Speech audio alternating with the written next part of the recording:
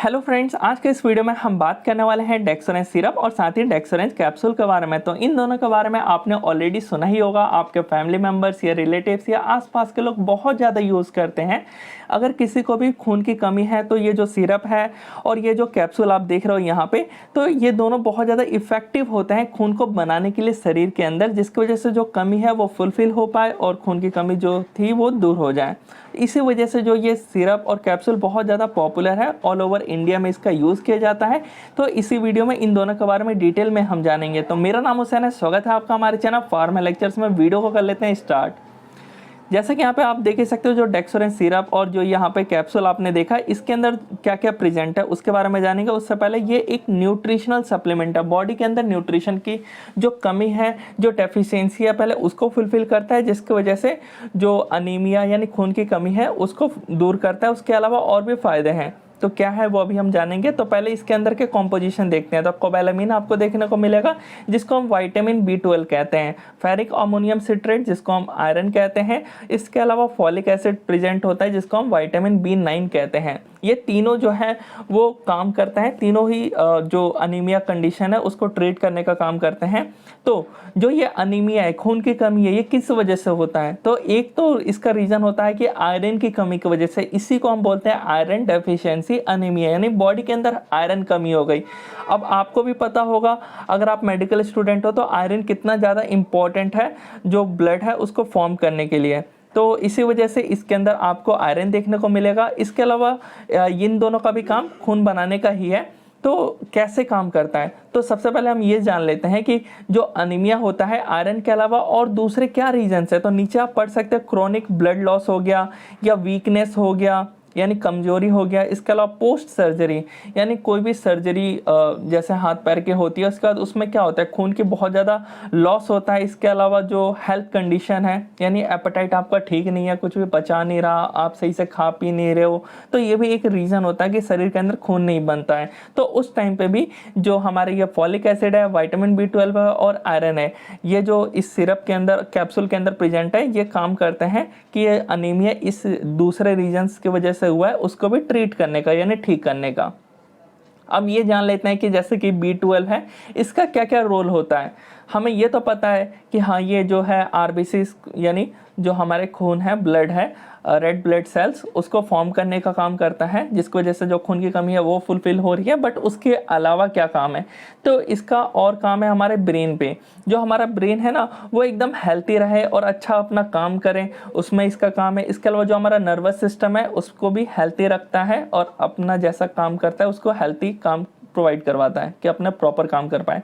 इसके अलावा जो हमारे जेनेटिक मटेरियल्स होते हैं, DNA और RNA, इसको भी जो है वो फॉर्म करने का काम इसी विटामिन B12 का है। तो देख लो, बहुत ज़्यादा इसका डिमांड होता है हमारे बॉडी के अंदर। इसके अलावा जो होमोसिस्टीन की जो होते हैं हमारे ब्लड के अंदर, जो होमोसिस्टीन है, इन्हीं को हम अमीनो एसिड्स कहते हैं। ये जो अमीनो एसिड्स होते हैं और ये जो विटामिन B12 होते हैं, दोनों मिल करके जो है अलग अलग केमिकल्स हमारे बॉडी के अंदर, इसेंशियल केमिकल्स फॉर्म करते हैं। तो जो ये होता है विटामिन B12, अगर ये ना हो तो होमोसिस्टीन का लेवल जो है वो हाई हो जाएगा। तो होमोसिस्टीन का लेवल मेंटेन रहे, इसकी वजह से विटामिन B12 बहुत ज़्यादा ज़रूरी होता है हमारे ब्लड के अंदर। अब हम बात करते हैं नेक्स्ट, जो है आयरन है। आयरन का काम क्या है? तो ये जो है ग्रोथ और डेवलपमेंट हमारे बॉडी को प्रोवाइड करवाता है। उसके अलावा जो है ऑक्सीजन जो हमारे बॉडी को नीड होती है उसको प्रोवाइड करवाता है। आपने आयरन का स्ट्रक्चर तो देखा ही होगा। इसी वजह से जो ऑक्सीजन की कमी है बॉडी के अंदर उसको फुलफिल कर रहा है। और ऑक्सीजन का काम क्या होता है? एनर्जी प्रोवाइड करवाना टिश्यू को, ऑर्गन को, तभी तो हमारे ऑर्गन सिस्टम काम कर पाते हैं। इसके अलावा हेल्प करना, मेंटेन करना एनर्जी लेवल्स, जैसा कि अभी आपको बताया मैंने। इसके अलावा keep level of oxygen in our muscles, तो हमारे मसल्स को भी तो ऑक्सीजन की नीड है, तो उसको भी ये फुलफिल करने का काम करता है। नेक्स्ट हम बात कर लेते हैं विटामिन B9। विटामिन B9 का तो बहुत सारे काम हैं, जैसे कि यहाँ पे कुछ देख सकते हो।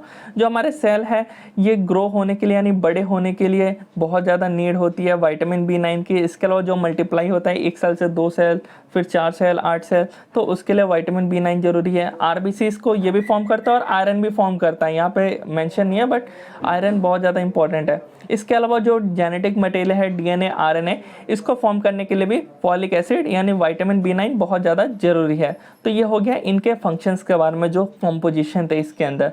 अब हम बात कर लेते हैं क्या डोज है। तो डोज आपको डॉक्टर के एडवाइस से ही लेना है।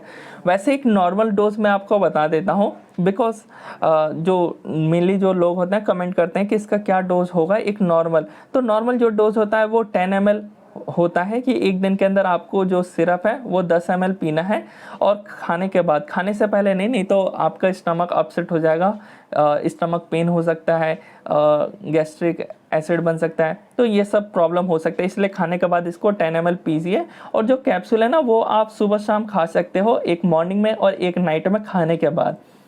और ये कब तक लेना है, इसके लिए तो आपके लिए मस्ट इंपॉर्टेंट है कि डॉक्टर की सलाह से ही यूज़ करें, क्योंकि 1 महीने 2 महीने 3 महीने वो आपके कंडीशन के ऊपर है कि आप किस वजह से ले रहे हो। आप आयरन की कमी की वजह से ले रहे हो तो अलग टाइमिंग चलेगा।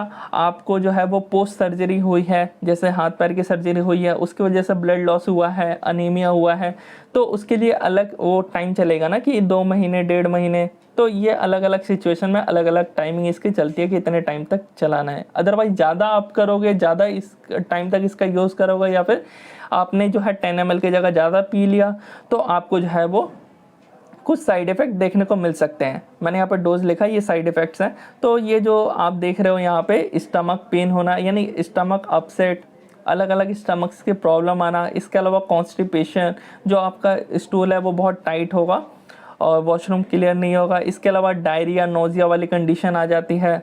डायरिया तो ये देख सकते हो। और जो हमारा वॉमिटिंग नोजिया होता है, ये जो कंडीशन होती है, उल्टी आना, जी मचलाना, तो ये सब इसके साइड इफ़ेक्ट्स ही हैं जब ज़्यादा डोज ले लोगे। तो उसके अलावा जो एलर्जिक रिएक्शन हाथ में, पैर में, नेक वाले रीजन में, तो ये सब हो सकता है अगर आप इसका ज़्यादा डोज या लॉन्ग टर्म यूज़ करो तो। इसीलिए टाइमली आपको इसका यूज़ करना है। अब क्या क्या इंटरेक्शन हो सकता है, तो अगर आप तुरंत इस सिरप या कैप्सूल को खा रहे हो और तुरंत ही आप एंटासिड्स ले लोगे, या फिर जो एंटीबायोटिक्स आता है क्लोरामफेनिकोल, उसका यूज़ कर लोगे, या फिर जो मेडिसिन यूज़ की जाती है बायोफॉस्फेनेट्स को ट्रीट करने के लिए जो बोन प्रॉब्लम होता है, तो इन सब का तुरंत आप यूज़ नहीं करना है। आपको मिनिमम 2 घंटे का गैप लेना है कि अगर आपने ये मेडिसिन लिया हो तो जो बाकी जो दूसरे मेडिसिन है वो 2 घंटे बाद लो। ये सिरप्स या वो जो मैंने आपसे बताया एंटासिड्स है या एंटीबायोटिक्स है या बोन प्रॉब्लम्स के लिए जो मेडिसिन आती है, अगर आप इनका यूज़ करें तो बीच में 2 घंटे का गैप रखना है आपको मिनिमम। तो आई होप आपको ये वीडियो अच्छा लगा। वीडियो अच्छा लगा तो अपने दोस्तों के साथ जरूर शेयर करिएगा। अगर आपके पास कोई भी टॉपिक पे वीडियो बनाना हो तो आप कमेंट करके बता सकते हो। मिलते हैं नेक्स्ट वीडियो में। ऐसे ही इंटरेस्टिंग वीडियो हमारे चैनल पे आती रहती है।